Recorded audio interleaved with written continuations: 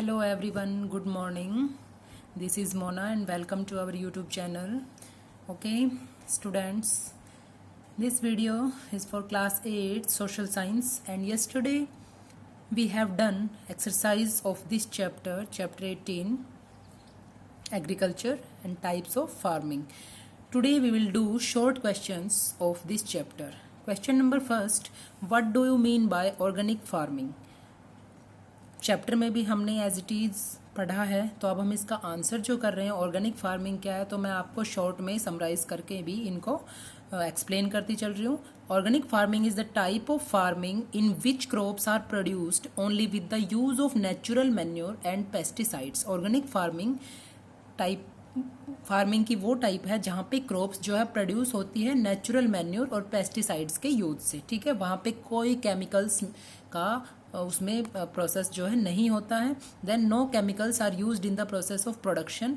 The crops are free from the harmful effects of the chemicals. तो जो crops होती है वो बिल्कुल फ्री होती है हार्मफुल इफेक्ट्स से, जो कि किससे पड़ता है, केमिकल्स से. ओके, मीन्स एक तरह से पूरी देशी जो उसको हम बोल सकते हैं फार्मिंग, तो कंप्लीट नेचुरल मैन्योर का एंड पेस्टिसाइड्स का यूज किया जाता है. Question number 2, what do you mean by plantation farming? In plantation farming, a single crop is cultivated using scientific methods on maintained farms. Plantation farming में हम क्या करते हैं कि सिर्फ एक सिंगल क्रॉप कल्टीवेट करते हैं साइंटिफिक मेथड्स को यूज करते हुए और मेंटेन फार्म्स के ऊपर. ठीक है, ये एक लार्ज स्केल पे कल्टीवेट किया जाता है. It is a type of commercial farming, जिसको हम कैश क्रॉप्स भी कह सकते हैं. जैसे कि जो क्रॉप्स हम मार्केट में सेल करने के लिए या अपने प्रॉफिट के लिए ग्रो करते हैं, उनको हम क्या कहते हैं, cash crops. Okay, point number 3, only crops like tea, coffee, bananas, rubber, sugar cane, pineapple are grown. इस तरह की फसलें ही प्लांटेशन फार्मिंग में ग्रो की जा सकती हैं. For examples, tea in India and coffee in Brazil. India में टी एंड ब्राज़ील में coffee. Question number 3, what do you mean by commercial crops? A commercial crop is an agricultural crop which is grown for sale to return a profit. अभी मैंने आपको बताया कि commercial crops या cash crops हम किसको कहते हैं, कि ये एक एग्रीकल्चरल क्रॉप है जो कि किस वजह से ग्रो की जाती है, for sale in market to return a profit.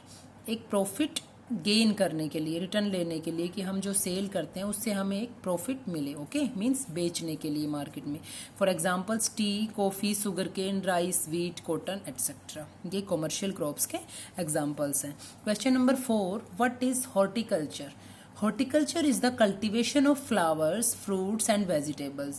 And if we talk about the floriculture, then the cultivation of flowers is known as floriculture. ठीक है, लेकिन हम अगर कंबाइन पढ़ते हैं फ्लावर्स, फ्रूट्स एंड वेजिटेबल्स, तो उसकी कल्टीवेशन को हम क्या कहेंगे, horticulture. Then first point is horticulture is the cultivation of flowers, fruits and vegetables.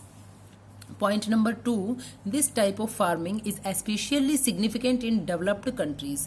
Horticulture जो हम बात कर रहे हैं, तो ये एक तरह से डेवलप्ड कंट्रीज में ही सिग्निफिकेंट है, महत्वपूर्ण है. ठीक है, इस तरह की फार्मिंग, और साथ में ये बड़े स्केल पे जो है डेली बेसिस पे सिटीज़ में भेजा जाता है, सेंड किया जाता है products. Question number 5, what is cooperative farming? कल ही हमने इस टॉपिक के बारे में डिस्कस किया था. What is cooperative farming? सामूहिक कृषि क्या है? Cooperative farming refers to an organization in which, एक तरह से ये एक ऑर्गेनाइजेशन होता है. मैंने आपको बताया था कि इसमें मिनिमम 10 मेंबर्स से लेके बहुत 1000 तक मेंबर हो सकते हैं. Each member farmer remains the owner. लेकिन ऐसा नहीं है कि जो हर फार्मर के पास अपनी लैंड होती है तो ओनर तो वो उसका खुद ही रहता है, मीन्स ओनरशिप तो उसी के पास रहती है, but of his land individually. लेकिन एक तरह से वो, but farming is done jointly. लेकिन जो फार्मिंग होती है वो कैसे की जाती है, ज्वाइंट करके. ठीक है, मीन्स समूह में खेती की जाती है, समूह में कृषि की जाती है। जितना भी उस पर जो एक्सपेंस होता है वो एक तरह से सभी मिलके करते हैं और फिर उनके रेशियो के अकॉर्डिंग उनको प्रॉफिट शेयर किया जाता है। Point number 3, profit is distributed among the member farmers. जो प्रॉफिट है उसको डिस्ट्रीब्यूट कैसे किया जाता है मेंबर फार्मर्स के बीच में, in the ratio of land. जैसे कि किसी की लैंड ज़्यादा है, किसी की कम है, तो उसी रेशियो के अकॉर्डिंग उसको उसका प्रॉफिट शेयर दिया जाता है। Question number 6, what is done in mixed farming. Point number first answer, in mixed farming more than one agricultural activity is carried out on the farms. जब फार्म्स के ऊपर एक एग्रीकल्चर एक्टिविटी से ज़्यादा activities की जाती हैं तो उसको हम क्या कहते हैं, मिक्स्ड फार्मिंग। ठीक है, मीन्स मिला जुला फार्मिंग। तो एक मिस में कह सकते हैं कि मिक्स्ड फार्मिंग में क्या होता है कि एक प्रोसेस के अलावा दूसरी प्रोसेस भी वहाँ की जाती है। ठीक है, तो वो फार्म्स के ऊपर, तो उसको हम क्या कहेंगे, mixed farming, more than one agricultural activity. And point number 2, usually animals are reared along with cultivation of crops. तो इसमें क्या होता है कि दो चीज़ें मेन होती है, एक तो क्रॉप्स कल्टीवेशन जो कि होता ही होता है, और साथ में एनिमल्स भी रियर्ड किए जाते हैं। जैसे हमने पोल्ट्री वगैरह के बारे में चैप्टर में भी पढ़ा था। ठीक है, मीन्स वहाँ से हम अपने अलग जो प्रोडक्ट्स हैं वो प्राप्त कर सकते हैं, और साथ में हम कल्टीवेशन ऑफ क्रॉप्स भी कर सकते हैं। प्रोडक्ट्स लाइक फोडर क्रॉप्स, तो इसमें किस तरह के फोडर क्रॉप्स, मीन्स पशुओं के लिए जो चारा होता है उसको बोल रहे हैं हम फोडर। तो वही क्रॉप्स जो पशु के चारे के लिए उगाई जाती है उनको हम बोलते हैं fodder crops. Are commonly grown for the animals reared on these farms. तो ये फसलें वहाँ पे उगाई जाती है बिकॉज एनिमल्स जब हम रियर कर रहे हैं, वहाँ पे रख रहे हैं, तो उन फार्म्स के ऊपर उन एनिमल्स को चारे के लिए फोडर क्रॉप्स की रिक्वायरमेंट होती है और उसको हम ग्रो करेंगे। तो products like fodder crops are commonly grown for the animals reared on these farms. Okay, this is done on a commercial scale. तो ये कॉमर्शियल स्केल पे होता है in advanced countries like USA, Germany, Japan etcetera.